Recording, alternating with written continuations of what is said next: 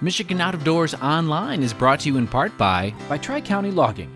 Experienced in sustainable forestry practices, Tri-County Logging can help you manage your property by keeping your woods healthy and generate income.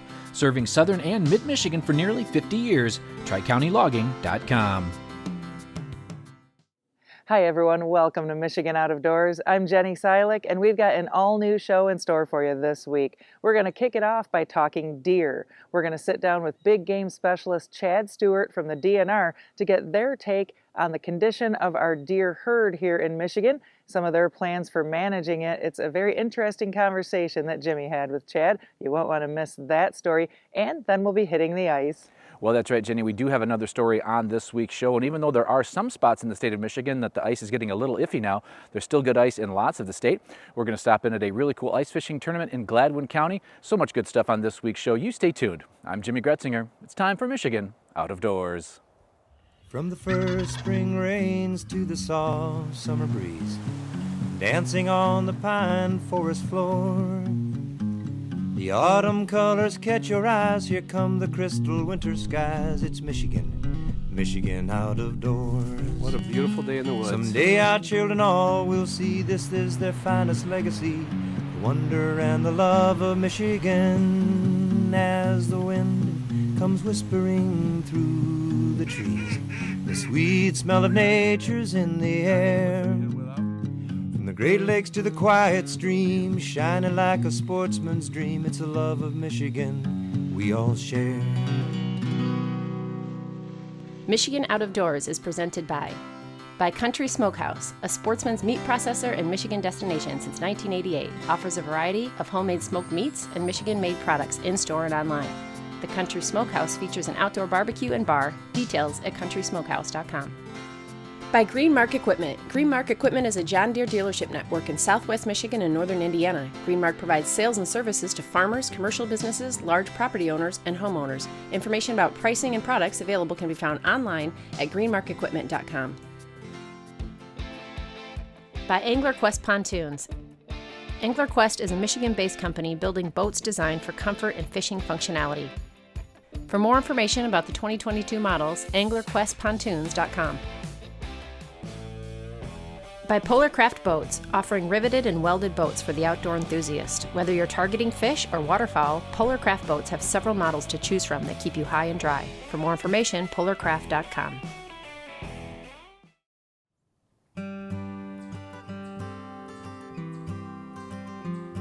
Well, we are here today with Chad Stewart from the DNR. Thanks for spending some time with us. We appreciate it. And just kind of wanted to talk all things big game here in the state of Michigan, primarily deer. And so let's just jump right in, Chad. This past season, I know we don't have all the hard numbers in yet, but kind of how did the DNR perceive this last year season to go? Yeah, well, it's good to see you, Jimmy. But yeah, we our harvest surveys are always done in the spring, so it always takes a little bit of time before the final results get in. So everything at this point is somewhat anecdotal, sort of word of mouth. I think in the southern lower peninsula, probably a pretty good year. We have a lot of consistency down there, just a lot of hunters, a lot of deer. We know what our participation was going in. So again, not quite as many hunters as last year, but still doing pretty good. So I think, again, pretty good year in the southern lower peninsula. I did hear some complaints in parts of the northern lower peninsula this year. Numbers being down in spots. Otherwise, we know that there are plenty of deer in those areas, but maybe not distributed as across the region like many would hope. So definitely some depressed spots.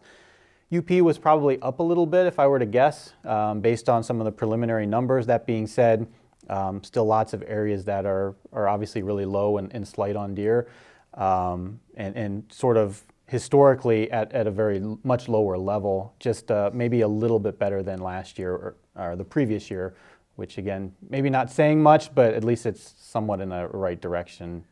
Now, you mentioned it in there a little bit. I know we saw a bump in numbers in 2020 with COVID-ness and everything that hit.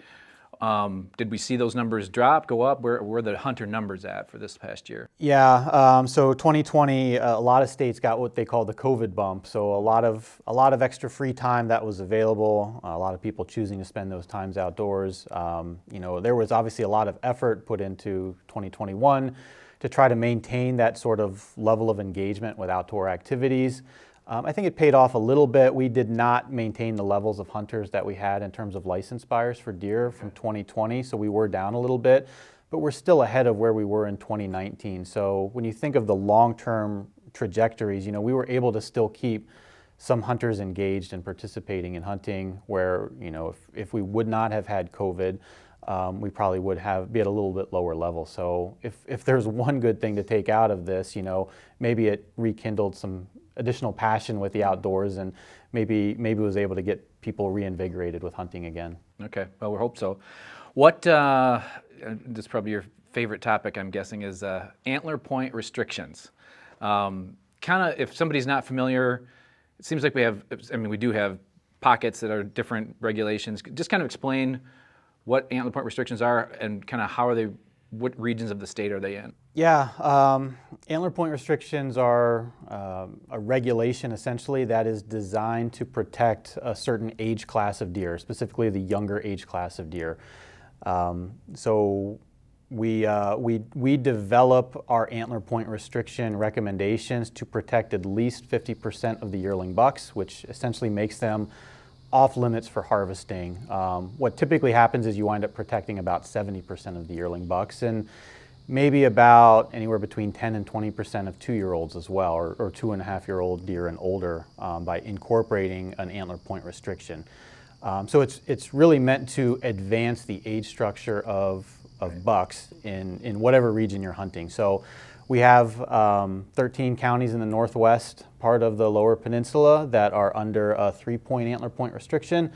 Is that one pretty much a set thing going forward, or is that up for debate anymore? Yeah, no, what we call the sunset on the regulation has been removed, so that is as permanent as any deer regulation can be. Gotcha. That's in place and not really being reviewed anymore. Okay. We have in the UP we have something called Hunter's Choice, where if you buy your deer license, you don't have to hunt under an antler point restriction. So you can harvest a spike buck up there or any buck larger than that. But if you purchase a combination license and hunt in the Upper Peninsula, okay, then you're sort of opting into antler point restrictions. And up there it's 3 points to a side and then 4 points to a side on the restricted tag. Okay. And then we have 3 counties this past year and for the past 3 years in the southwestern part of the state that was part of what we called our CWD antler point restriction experiment. So this was a research project initiated by the Natural Resources Commission that we're working in conjunction with researchers at Michigan State University to really identify the impacts of antler point restrictions on what we call the demographics of white-tailed deer in that area, basically how it's changing the buck to doe ratio, what the overall impact is on abundance estimates or population numbers in those areas. So we're trying to really we know what it does from a harvest standpoint. We want to know what it results in with the deer that are remaining, and over time how that changes, you know, your deer population. It seems a little counterintuitive because when we first got CWD, it was like kill all the deer in that area, and now we're just, that doesn't seem to be the case anymore. Well, we knew we were never going to kill all the deer, and that's never really something in a perfect world, if you're trying to manage a disease, you're trying to remove the animal that's infected with the disease. It's obviously not that easy to do. So we knew that some of those areas had very abundant deer populations, so we could certainly offer a lot more opportunity, a lot more ability for hunters to take more deer, and hopefully that would try to alter the trajectory of the disease in those areas. And not saying that it would get rid of the disease. When you have CWD in a place that you're finding it in 1 out of 100 deer to maybe 5 out of 100 deer, chances are it's going to perpetuate in that location for a while and eventually spread and build. But if you can keep it sort of suppressed for a longer term, maybe you can slow the spread of it and maybe even develop pockets that are much lower and obviously provide a lot more confidence in your ability to harvest a deer that doesn't have the disease.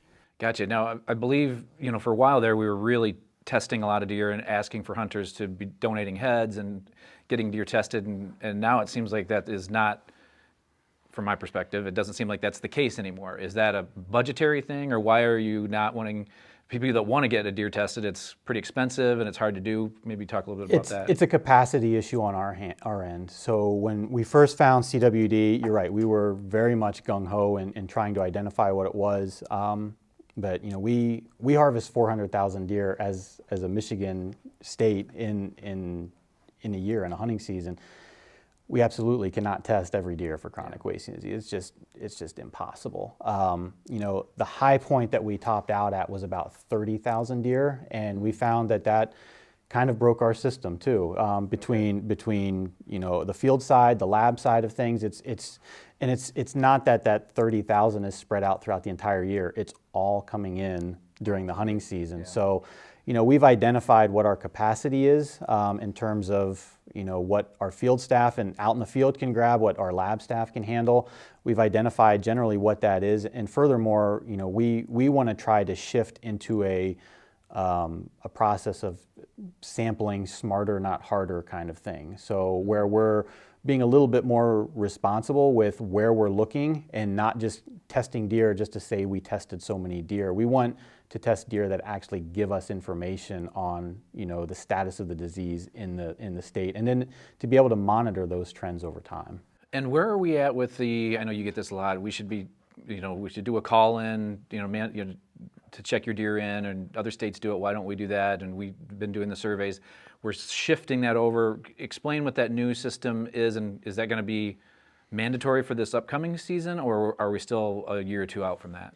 Yeah, so last year a lot of people know that we piloted a system for the first time where hunters could go online and report their harvest. We did have about 6,000 deer, a little over 6,000 deer reported through that system.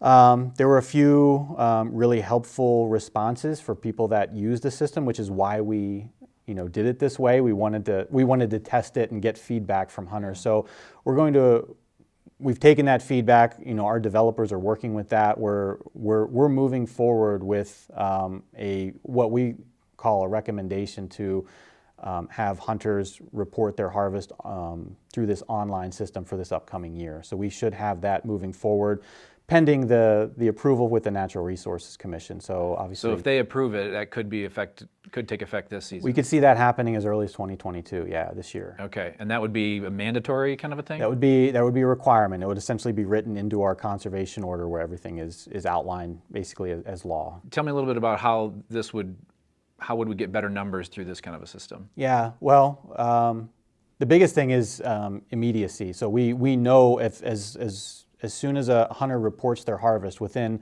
whatever time frame is decided in terms of after your kill, you have to report the harvest, we'll have that information available. So when we start these conversations with how those last season and previously, I'm like, well, there's so much that we don't know yet because our survey takes a couple months to go through. I'll have at least some numbers to provide to you, and then as the years go by, we'll be able to compare that to previous years to see how buck kill was, doe kill was, recent trends by county, et cetera.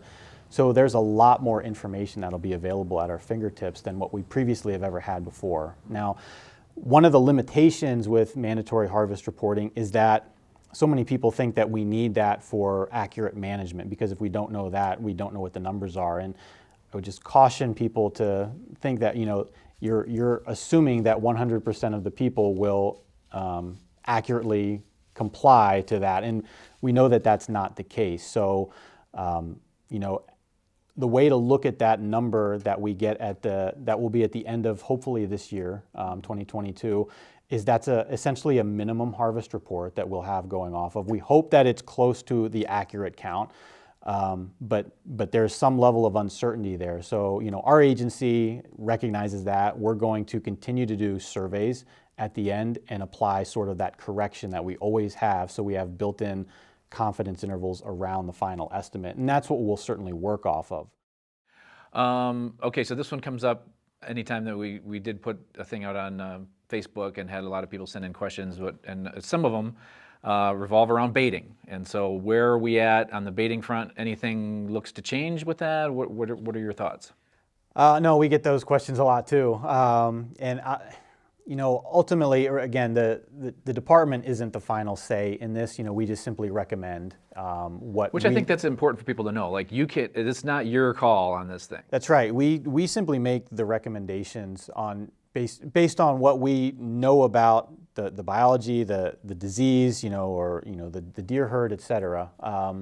And then it's up to our Natural Resources Commission to hear our side of things, maybe hear, outside of, the biology realm, maybe there's an economic concern, maybe there's a social concern, and they sort of have to weigh that and then make a decision. And then additionally, typically most things stay with the Natural Resource Commission, but, any law can be adopted by, our elected officials as well. So there's also that separate path for laws to be developed. In terms of baiting, I can just tell you that the department is not planning on making a recommendation counter to what we already have in place, and that is to keep baiting prohibited for the deer hunting season in the Lower Peninsula. Okay. Another thing that just wanted to bring up, because I've kind of come full circle on this. I used to be, staunch November 15th has got to be the deer opener, and that's the way it's always been. And growing up hunting state land, it was like, boy, a Tuesday or a Wednesday opener was great because there was less people in the woods. Well, and I spent this past opening day with a bunch of teachers and a principal, and they couldn't hunt, or they could hunt one day and then they had to get right back to. And I'm also noticing now as my kids are getting older, that's also the start of the basketball season. So if it's a weekday, so there's a significant, I guess I've never really thought about it, a significant amount of people that can't go on those midweek or early week or whatever it is openers. And I know, like you just mentioned, the economic impacts are certain, in the mix, and when you guys are making decisions, is there any movement on changing the opening day of the deer season, firearm deer season? So we do hear that quite a bit, and it's usually from people that want it changed. We've done surveys. We've had this question on our deer surveys, several times over the past probably 15 years, and almost exclusively it comes back as about 85% support for maintaining the current starting date. So I get what you're saying. I think even Michigan might be the only state that has a tie to firearms opener specifically to a date rather than a day. Yeah. Like the first Saturday. Yeah, exactly. So we are extremely unique, but based on the surveys that we've done, there's so much, and it's not just like a little bit of support, it's overwhelming support. So it's really hard to propose a change that 85% of the people have been in support of. Well, special thanks to Chad for sitting down with us, and if you'd like to see the unedited version of that interview, you can check that out on our YouTube page. On next week's show, we're going to be actually reading, Chad, a bunch of questions that you, the viewer, sent in to us, and so you won't want to miss that. What we're going to do right now, though, is head to the ice. There's still some good ice in parts of the state, and we stopped into a really cool ice fishing tournament on a beautiful day in Gladwin County.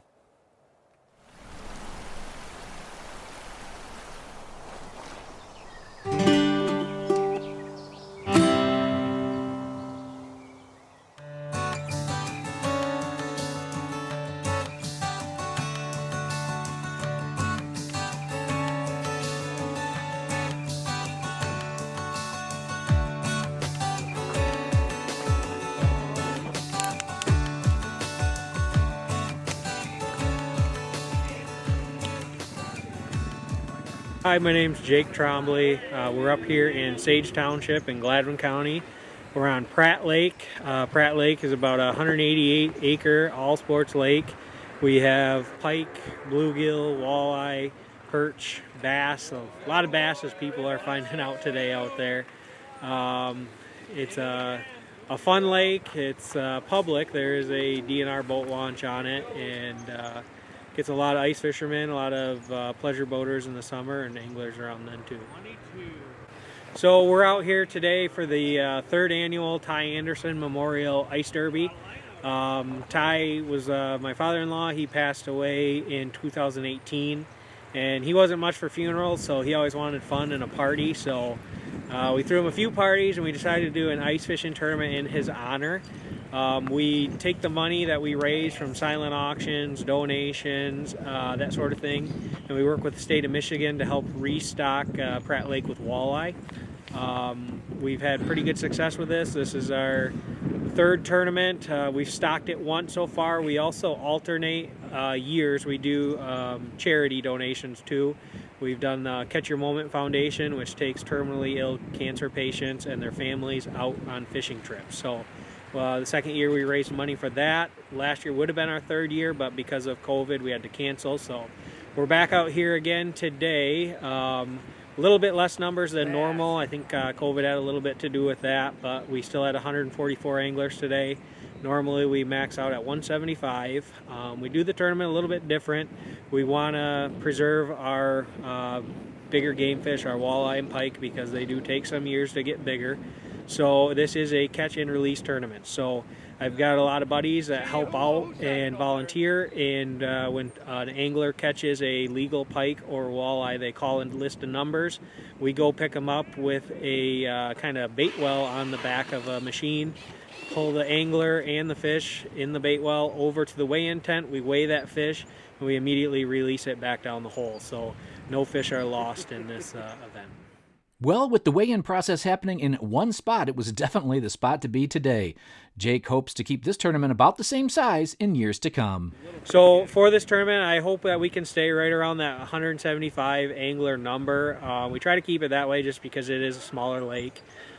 We do hope that it continues to be as strong as it is, and we continue to raise money for charity as well as stocking the lake.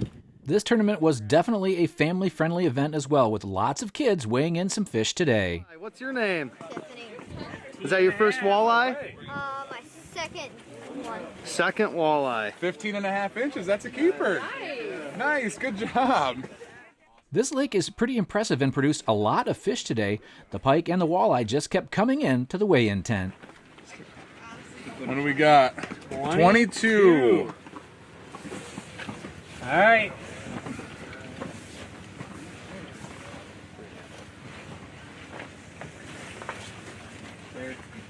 You get a picture of him with it? 2.53. Like I said, some nice fish today, and all of them went right back in the water, so they are here to catch again. These ice fishing tournaments are always a lot of fun and do give folks just a little bit more incentive to try a new lake. This memorial tournament was unique as well, and really a cool way to honor and remember family and friends that are no longer here. There was a smallest fish winner on the lake today, and there was one monster walleye who was about to make an appearance. Bob Meixner, Gladwin, Michigan here. Me and Ty have been buddies for years, and Ty would have liked to have seen that fish come out of the water there. That was a fun catch on a tip up there. For sure the biggest walleye I ever caught. So yeah, a lot of fun out here on Pratt Lake. If you ain't out here, you're missing out on a lot of fun. Jeez.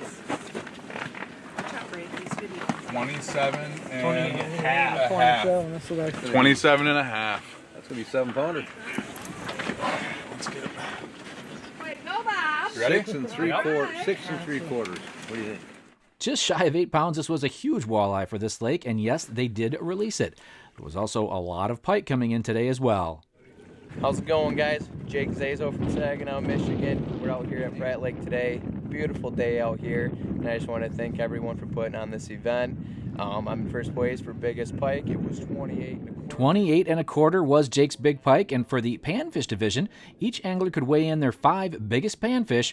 Daryl Day was hoping his catch would be the winning bag. Uh-oh. You got your marker? Really be close. Don't give up yet. Oh, 2.22. Well, sure enough, Daryl took first prize for the panfish division. Today was really a great event. Jake, the one who put this on, got to honor his late father-in-law. Lots of folks caught fish, the weather was perfect for a day on the ice, and money was raised to help stock this very lake. Thanks to all the folks who made this day happen, and for letting us tag along and tell the story of some Michigan sportsmen and women giving back to the resource they love here in Michigan's Out of Doors. Thanks so much for joining us this week for Michigan Out of Doors. Make sure you stay tuned in upcoming weeks. On next week's show, we'll show you part 2 of the DNR Deer Herd conversation, where we actually take questions from you, the viewers, and ask the DNR those questions. We'll also have our 2 big buck nights, East and West, coming up in the next couple of weeks here. You won't want to miss that, but if you'd like to see where we are in the meantime and what we're doing next, you can always check us out online. Well, that's right, Jenny. Online is a good way to kind of keep tabs on us. You can do that through our website, our social media platforms, as well as YouTube. You can subscribe to our channel there, get an email every time we post something new. And there is a lot of new stuff coming over the next several weeks. And if we don't see you in the woods or on the water, hopefully you'll see you right back here next week on your PBS station. Michigan Out of Doors is presented by. Do you dream of somewhere bigger than your backyard? You can get there with Greenstone. Whether you want to hunt, fish, hike, or just watch the sunset, we're ready to help you own your place in the great outdoors. To learn more, visit greenstonefcs.com. By Alta Equipment Company, providing sales, rentals, service, and parts because uptime matters. From earth moving to landscaping and light construction, Alta offers over 50 brands across 7 Michigan locations to serve you. More information online or 844-GO-2-ALTA. By RBM Jigs, a Michigan-based company serving ice fishing anglers around the state and throughout the country. Specializing in ice fishing gear, RBM Jigs manufactures tungsten jigs, soft plastics, and much more. Online at lakeeffectlures.com. By Showspan, producing consumer shows that include the Ultimate Sports Show in Grand Rapids, over 350 exhibitors, outdoor gear, boats, seminars, Lake Ultimate, and Big Buck Night, the Ultimate Sports Show at the DeVos Place in Grand Rapids. Closed captioning provided by Marvo Mineral, makers of Lucky Buck, deer management products including minerals to supplement deer diets year-round to improve health and antler growth. When I wander far away, a dream stays with me night and day. It's the road that leads to my home state. I am a Michigan man. Changing seasons paint the scene like rainbow trout in a hidden stream. The white-tailed deer in the tall pine trees. I am a Michigan man. I am a Michigan man. Ask where I'm from and I'll show you my hands. Lord above, I love this land. I am a Michigan man. From the Keweenaw down to St. Joe, Kalamazoo, east to Monroe, to St. Marie and back again. I am a Michigan man.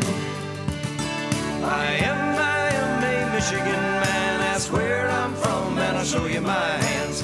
Lord above, I love